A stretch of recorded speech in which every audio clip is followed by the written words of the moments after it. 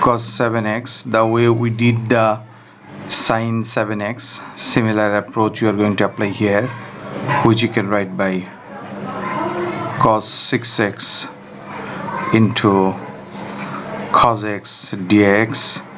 Now we can write it cos square x to the power 3, then into cosx dx. Replace this cos square x by 1 minus sin square x. We know cos square x plus sin square x equals to 1. Now this is whole thing we can replace by one constant.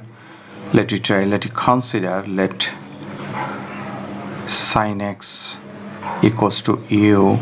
If we differentiate on the both sides, it gives us cos x dx equals to du. Now whole thing you can replace by u. Let you do that.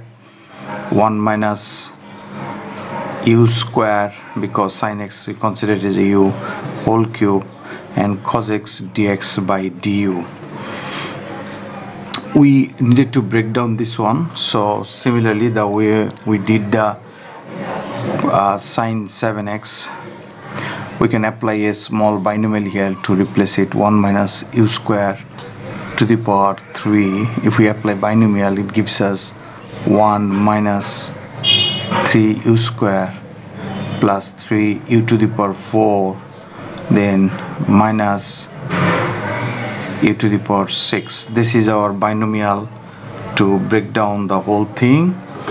Now just replace 1 minus u square whole cube by that one, 1 minus, which is 3u square plus 3u to the power 4, then minus u to the power 6 and du. So now we have to apply the normal integration. If you don't know the normal integration part, please see my videos of the normal integration from the previous tutorial.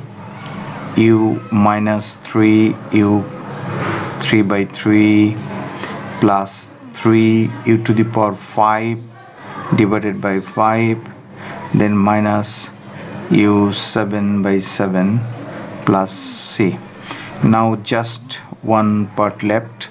We needed to replace again u by sin x, because we considered sin x as a u before.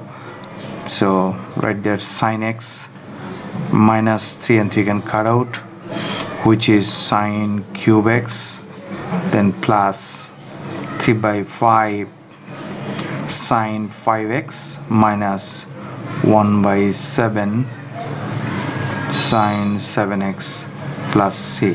So this is the total part of the integration. Hope you understood the questions we have done for you. You are welcome to see other tutorial of the integration, different type of integration from my videos. Thanks for watching.